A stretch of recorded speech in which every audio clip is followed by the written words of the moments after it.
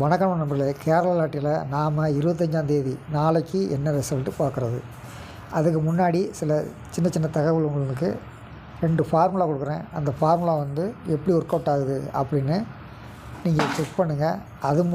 அந்த ஃபார்முலா மூலமும் டிக்கெட் நம்ம கெஸ்ஸிங் பண்ண முடியும். அந்த கெஸ்ஸிங் எப்படி இருக்குது அப்படின்னு இப்போ பார்த்துடலாம்.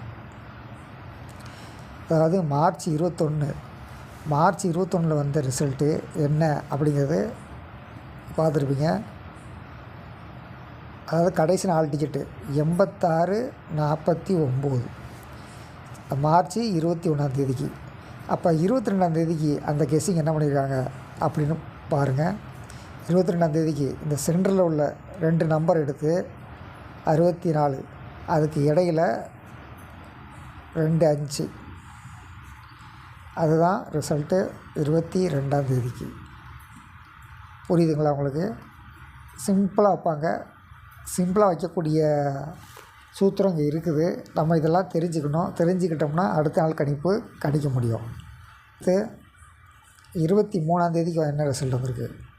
23ஆம் தேதிக்கு வந்த ரிசல்ட்டு கொஞ்சம் அப்படி பின்னோக்கி நம்ம போனோம்னா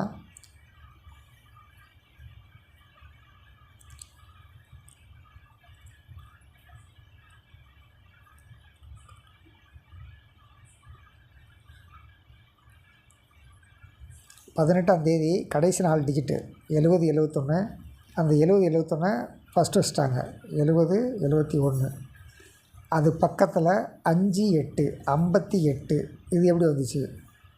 அந்த 58ங்கிறது சீரீஸ் பார்த்துங்க. சீரீஸ் 694. அந்த 694 -1 அப்போ 5 8 முதல் 2 நம்பர் எடுத்து அப்படியே வச்சிட்டாங்க. இப்படி அழகாக நம்பரை கண்டுபிடிக்க முடிய அளவுக்கு வைப்பாங்க. அதனால் கண்டுபிடிக்க முயலுங்க. நான் சொல்வது ஒரே ஒரு டிக்கெட்டு தான். ஒரு டிக்கெட்டுக்கு மேலே போடாதீங்க. அடுத்து இன்னொரு ஃபார்முலா.